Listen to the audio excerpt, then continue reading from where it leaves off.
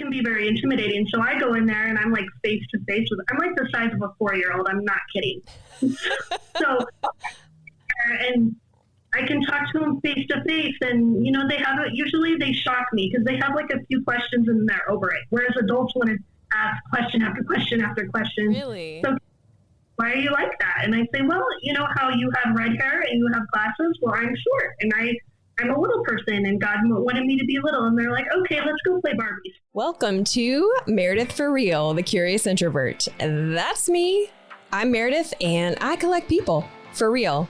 You never know who I'm going to meet next. So come listen as I put my curiosity to good use.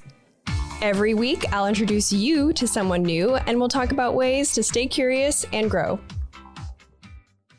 Big thanks to our location sponsor, Delta Life Fitness in Pace, Florida, the 30-minute women's group fitness plan you can actually stick with. Her small town Nebraska doctors said, quote, she wouldn't amount to much due to her dwarfism. She grew up not liking kids because of being bullied in school. So now she says God has a sense of humor because not only does she have her master's degree in rehabilitation psychology, but she has spent the last decade helping, wait for it, kids. Today, she's going to share how her career evolved to becoming the director of the foster care program and becoming a foster parent herself, as well as her unique experience as a little person in the field. Stay to the end where she shares tips on being a good foster parent, child advocate, faith leaper, cat mom, and foster mom, Melissa Misegadis-Wickstrom. Yay! Yay! So you told me off mic that you started your career in Child Protective Services, and that's where you first learned about what foster care really was, which obviously, considering how you grew up not liking kids because of being bullied and all of the annoying questions that they ask you, what motivated you to even choose that career path? Well, it's a long story, but I don't want to say that I didn't like kids, but I never saw myself working with kids. Like I could I like little kids, I can tolerate you, but especially if they were in my own family, but it just wasn't something that I enjoyed. And mainly because I have dwarfism, I'm 3'8" and I use crutches. So I stand out like a sore thumb. And as we all know, kids have no filters at all, ever. And so when I was in my early 20s, I just was like, oh my gosh, kids drive me nuts. They, ask those questions. And I was not secure in my dwarfism and being a female with dwarfism when I was in my early 20s. Like I just, when kids would come around, it would like shove it in my face, like you're different. And that's all I could think about. And so I just wasn't secure in who I was at that time. So I remember I did a program at a church the first 3 years out of high school, and there was a preschool at the church, and I would hear those little voices coming down the hall, and I was like, nope, I'm going in the other direction. I don't want to deal with questions today. Because it would all be like, look at her. Why does she look like that? Why does she walk like that? And all those things. So I just was like, ugh, kids drive me nuts. And same thing like in the grocery store, if I would see a group of little kids or, in the aisle, I would go the other direction. And, that sounds terrible too, to say that, like, and admit it. But a fact that, I wasn't secure. I didn't want to answer the questions. Like, there were just days, I'm like, I don't want to do this today. So that was in my early 20s. And, life evolves. And I did some other ministry programs in California and, dealt with neighborhood kids, and I started like, okay, kids, I'm starting to become more of a secure person, and I can handle, answering the questions. So it was just definitely an evolution of being accepting of myself and my differences and being secure enough to, answer kiddos' questions. And again, that took time. And so long story short, I went to college, grad school. I got my master's degree in rehabilitation psychology, and that was in Wisconsin. And then I moved back to Nebraska, and I was like, well, now I need to find a real job. I'm in my mid to late 20s at that time. And so I applied for a position that was kind of vague. It was like, if you like working with families and want to help coordinate services to help families, apply here. Well, who doesn't want to help people? So I applied, and I'll never forget, this was the flip phone era. So we didn't have smartphones yet. And I'm sitting in training, listening to our trainer, and they kept talking about, oh, the police will be there, and you may have to, transport these kids. And I'm like, what is happening? Like, why would the police be involved in this? And then I realized, like, oh, wait, this is like Child Protective Services and assisting, caseworkers in removing kids. So I'm like, what am I doing? What am I getting myself into? And this was 2009. So it was 11, can I do math 11 years ago? I can't do math. Anyway, so I text my mom on my little flip phone as fast as I could. I was like, Mom, I think this is Child Protective Services. And of course, my mom's like, oh, I think you're too vulnerable to do that. You're too little. You're going to get hurt. People could hurt you. And my dad had the same feelings. Like, is this a good idea? I was like, no, I'm gonna try it. Like, I'm not one to back down. Like, I want to try all the things, even if it sounds crazy, because I'm a dwarf with crutches, but I didn't care. So I tried it, and 11 years later, I started out as a caseworker and a service coordinator, and now I have the privilege of being a director for foster care services out here in Western Nebraska. So, and again, I did not like kids. Like, I could tolerate them in small doses. And so it's just funny. I feel I'm a Christian, and I have, my beliefs, and I don't go to church every Sunday. So, judge me. That's okay. But looking back in hindsight, of all the things I've done and where I'm at now, I can kind of see, like, God moving me towards where I needed to be, and how he took what was very much a weakness in me and made it my strength. And if you would have told me, 11 years ago, yeah, you'll love working with kids and going to homes and meeting with them, and you'll actually be a foster parent yourself, I would have been like, yeah, right. Like, no way, there's no way. But that's essentially what happened. Is I saw, I did the work. I was a caseworker. I was promoted to supervisor. I've done all the roles in child welfare except, like, be an attorney, I guess, or judge. I've been visitation worker, family support worker, foster care specialist, and now, I've settled as foster care director, and I get to still work with the kiddos and the families one-on-one. I train foster parents now to learn the skills that you need to have when working with this population, because it's not like working like with your own kiddos. Like, yes, there are aspects to it, but there's trauma components that we have to remember. And so I just am really loving life and loving how God has used what I did not like and avoided as basically the cornerstone of my whole life. Mm-hmm. I would not have been open to that, and, listened to my gut and heart, like, you're doing the right thing, I wouldn't be where I'm at all. Who knows where I'd be. Do you think the kids were more receptive to you because of your size, or? Oh, yeah, absolutely. So my first removal was awful, and kids were screaming and crying, and mom's playing tug of war with the law enforcement over her kids. And it was really traumatic. I mean, for even me as a brand new worker, and, the kids, obviously, but I could come in there as someone their size and not this scary adult. Not that you tell people are scary, but to a kid with this adult towering over them, it can be very intimidating. So I go in there and I'm like face to face with, I'm like the size of a 4-year-old. I'm not kidding. So, and I can talk to them face to face, and, usually they shock me because they have like a few questions and they're over it. Whereas adults want to ask question after question after question. Really? So why are you like that? And I say, well, how you have red hair and you have glasses? Well, I'm short, and I'm a little person, and God wanted me to be little. And they're like, okay, let's go play Barbies. I'm like, oh, I thought that was going to be more painful than it was. So kids relate to me in whatever little way they can in their minds. It's really cute. I have a book of stuff kids have said to me that just crack me up. I had a little boy look me up and down. I think he was 7, and he goes, "Did you forget to take your calcium?" And I was like, "Yeah, I sure did. Better drink your milk." And he kind of like side-eyed me like, "Is she serious? Or is she telling this?" Kids just crack me up with the stuff, like the way their little minds work. pretty amazing. That's so adorable. I love how quickly kids accept the reality of whatever's in front of them. You know, they're so resilient to that. Mm-hmm. And they're like, okay, well, that's the truth, and that's what we're working with, so let's go play Barbies. That's fantastic. What what do people misunderstand about little people? That we all know each other. Even a lot of us really? do.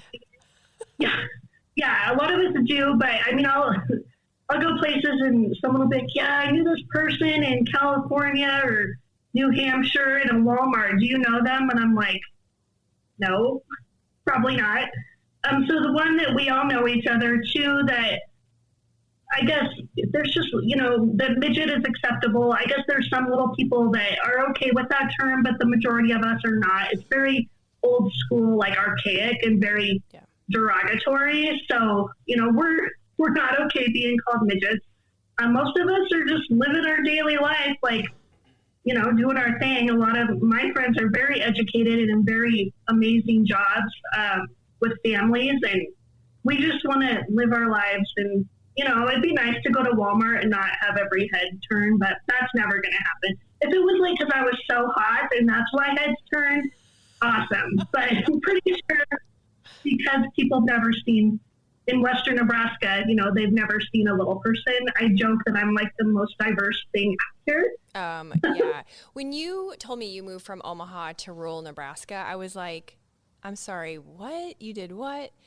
What's so interesting about the scope of your career that you listed is it's, like you said, in almost every aspect of this part of Health and Human Services minus the attorney. So you've lived and worked in big cities, both in Nebraska, in Omaha, and other places too. And now you're doing this job in tiny little Nebraska. So what are the foster care needs of a big city compared to a rural city or rural town? I think that, like, for me in this field, there's differences. Did you ask what differences there are from city to city? Yeah, so there's just a huge lack of resources. So in Omaha, I needed a therapist, let me pick from 100. Or, we need an agency to supervise visits. There's several agencies. So I moved out here and I was like, what? Like, there's nothing out here. And so people warned me, like, if you do this work out here, it's going to look a lot different. It's a lot different. It is. And not that it's a bad thing. We just, we need people who are willing to move back to small towns and provide services, everything from therapy to foster care to, parenting stuff, all those types of things. And there's a lot of different types of foster parents, right? Like, I only know a handful of foster parents and I don't know them well. But I do remember one in Nebraska, actually. She was someone that went to church with us, and she was a career woman. She had a pretty prestigious job, don't remember what it was. And when she was looking into being a foster parent, she had a very specific set of criteria that she was okay with. She also lived in a very big, beautiful home and they had money. And none of those things were what I thought a foster parent was. So tell me, like, if someone's thinking about maybe foster parenting is right for me, what are the options? Because it's not all or nothing, right? Right. I mean, a lot of people have misconceptions that, I'm going to get a call from the state and have to take any kid that they call me about or any child that they call me about, where that is not true. We want to set the family up for success and not failure. Failure would be like a disruption where the child has to change homes because the foster parent can't handle the child. So, when at least in Nebraska, so side note, I'm speaking for Nebraska, but I think there are similarities in other states. You get to pick the characteristics you're comfortable with. You get to pick the gender. You get to pick the age group that you're comfortable with. And whether you will accept, like, one child or a sibling strip. We don't want to have to split siblings up if possible. They need to stay together.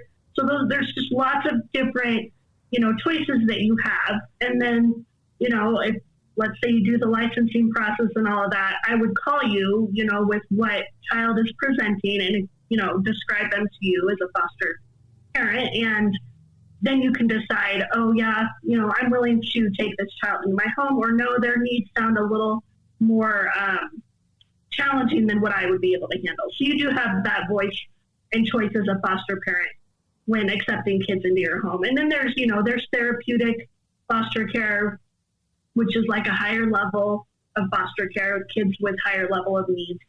Again, that looks different from state to state. We also have people that do respite. So maybe foster care is too much of a commitment. So they're like, I'm willing to be a support to the foster homes, and maybe I need a break or I have to have surgery or something. So I need my foster child to have somewhere safe to stay. That's what a respite provider would do. Training is the same. All the requirements are the same. It's just you're not like a fully licensed home. Oh, wow. I had never even heard of that. Hey, everyone. It's time to take a quick minute and show gratitude to our sponsors who make this show possible and give you some special offers. Delta Life is ladies group fitness in Pace, Florida, and I've been a member since 2016. I get bored super easy, and I am great at talking myself out of exercise, like expert level 5,000. So having a class to show up that's different every time has been winner, chicken dinner for me. And with it just being 30 minutes, there's really no reason not to go. Plus, they do fun social stuff like Christmas pajama parties, little black dress events, and challenges. You can get your first class free to try it out. You can even come with me. There's no annual contract. It's all fitness levels, free childcare. Plus, if you mention the Meredith for Real podcast on your first visit, you'll get a free 5-pack of classes, so you can really see if you like it. Check them out at deltalifefitness.com. Yeah. That's like you're a foster auntie. Like on call, kind of like, yeah. Hey, I have an emergency. Can you please watch my kiddo? And the thing is, we need respite providers in the same town that the foster parent was. Otherwise, if I have a kiddo and the respite is 30 minutes away, well, that's going to create a barrier to getting the child to school every day. So, respite providers and foster care are huge needs, and I can guarantee it's not just Nebraska, it's the whole United States. We need these individuals who are willing to step up. And is another category foster to adopt, or is that just like, that's not a category, that's just an option? That's another characteristic. So when my husband and I signed up for foster care, we don't want to adopt unless God has other plans, because that happens all the time in my life for whatever reason. So I'm afraid to say anything because then it's going to change. But right now, we just want to provide foster care and support reunification with the biological parent. And so we're strong proponents of building the relationship with the biological family to help support the child in this transition. And that makes things, it goes so much smoother, both for you as a foster parent and for the child. What are some common, or maybe not common, but myths that you've heard that are totally need to be busted about foster parenting and foster care? Yeah. Well, that, you make money doing it. So it's a big money maker. No, you spend more money than, you get a small stipend to help support the child, but it's not a way to make money. There's, when I was a caseworker, people would say, oh, you just get paid to remove kids. That's not how it works at all. To remove a child from their home, you have to have a lot of evidence to support why it's in the best interest of the child. We don't want kids to be removed. Caseworkers don't go into this field to take people's kids. We go into it because we want to see safe and healthy children and safe and healthy families. And so sometimes to get to that point, the kids have to be taken out of an unsafe environment and placed in foster care. So again, just that it's a moneymaker, and that caseworkers and this, we're all making big bucks. Yeah, I would not choose this field if I wanted to make big bucks. I would not be a foster parent if I wanted to make big bucks. Yeah, no kidding. So not a moneymaker, and that you're not, as a CPS worker, well, no, you're not anymore, but CPS workers are not out to rip families from their homes.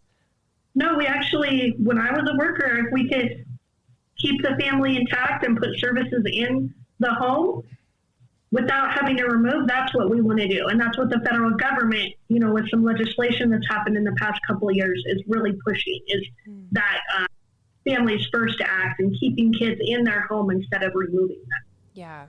And you said you had some tips for being a good foster parent that you wanted to share. Yes, so I have strong opinions, but these are the qualities that I look for when someone says, hey, I want to be a foster parent, and I start training with them.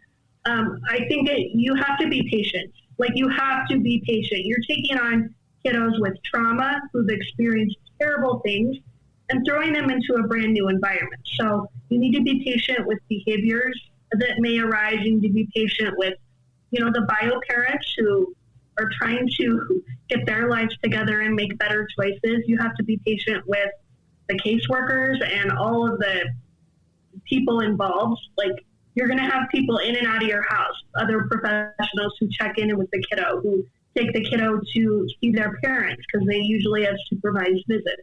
You have to be patient.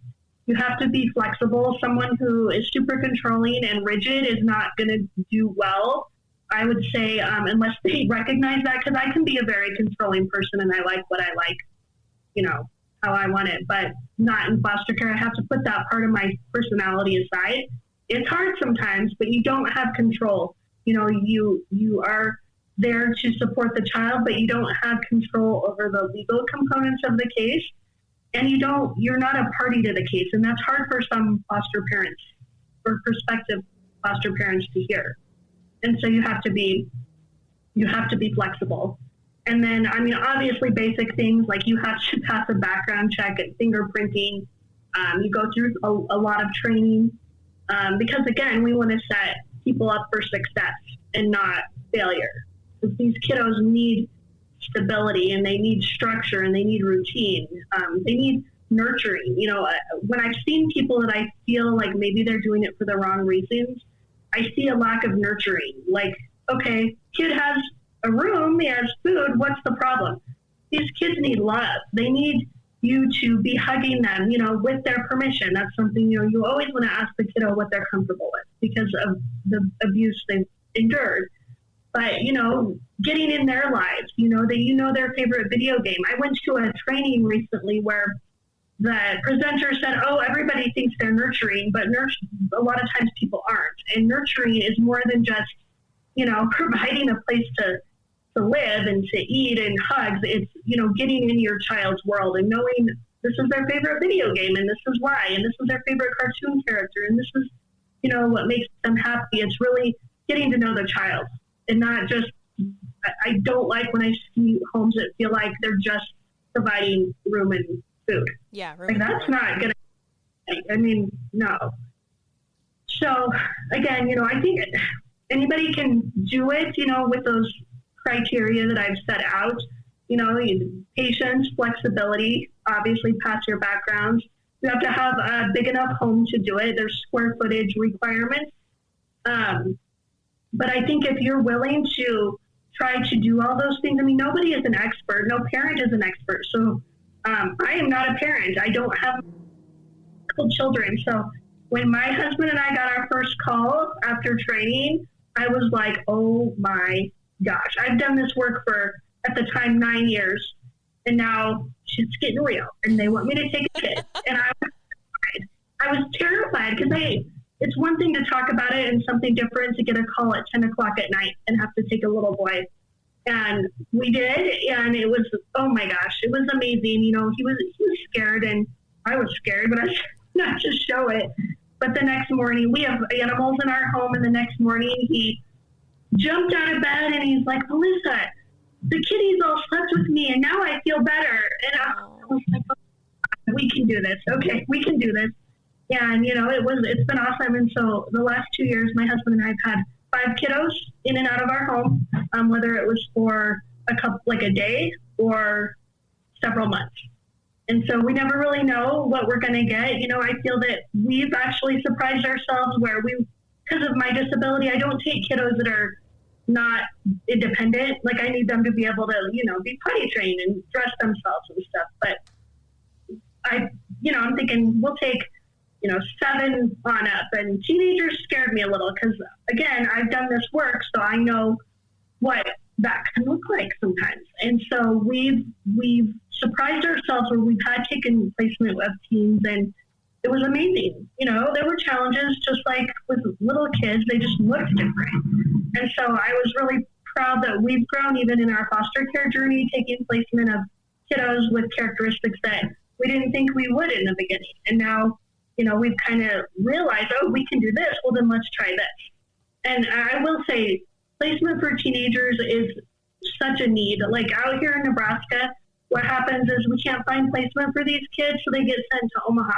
And that's not fair. Like they leave their community because of stuff their parents are having to work on. And I just feel like that's messed up. Like the kids should at least be able to stay in their own community, but because of a lack of foster parents in different communities, the kids get sent out of their communities, which is a bummer.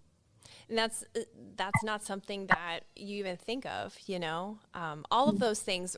I'm like so intrigued into this whole world because it's something that I know nothing about. And you have such an amazing width of experience in it. So I'm so glad that you could come and share all of this today. If somebody wants to learn more about foster parenting, is there an online resource that they can go to that lays everything out? I mean, there's their local Department of Health and Human Services organization usually is the one to make that first contact with, because again, it changes from state to state. So they can reach out to them and then find out, if you want to become a licensed foster parent, you can go through this agency, or you can go through that agency, So in Nebraska, it's the NFAPA, or Nebraska Foster and Adoptive Parenting Association, does training. I train for my agency. So yesterday I did a training up in Shadron, Nebraska for 3 hours, and it was awesome. And I love my training days because it's just such thought-provoking conversations we have, and I get to be a part of these families for a little bit. I would definitely start with whatever state's Department of Health and Human Services to find out where they can be connected to becoming a foster parent. And Google it. I mean, I would put, if I knew nothing about this, I would start with foster parenting in Nebraska. And that will start pulling up the agencies that do it and what the process is. Usually online is a good resource to find out all that basic info. That's really cool. And I'm sure there's some support online as well, maybe Facebook groups where potential foster parents could talk with other foster parents and get some real life examples of what it looks like with particular families. I'm so glad that you came and to share with us. Thank you so much. Is there any other online resources that you want to share, or was that the main one? That was the main one. I would say, yeah. There's like Adopt Us Kids. If you're looking for you want to adopt, if you're going to do it out of foster care, again, there's no guarantees when you get a child placed in your home that they're going to get to be adopted. So I always caution people, couples dealing with infertility, if your heart is set on adopting, you have to know that reunification is always what the first goal is for these kids with their parents. So I don't want anybody to be heartbroken, that if they don't get to keep the kiddo. But like I said, there's kids that are free for adoption on Wendy's Wonderful Kids is the website, the restaurant Wendy's, and then adoptuskids.org or com. I don't remember exactly. That's another website. And in Nebraska, there's the Nebraska Heart Gallery. Those have all of our Nebraska kiddos that are free for adoption. Those are good. Well, if you're listening today and you know of someone that would really benefit from this information, do me a favor, share that with them. And if you're not already subscribed for episode updates, text REAL, REAL, to 66866. Thank you so much, Melissa. That's a wrap. You did great. Woo! Thanks. Thanks for listening. If you liked this episode, share it with your friends and leave a review. You can also watch the episodes on YouTube. There's hidden curious caches in each episode, and the first 2 people to find them win a prize. So be sure to get my emails for clues and other insider perks at meredithforreal.com.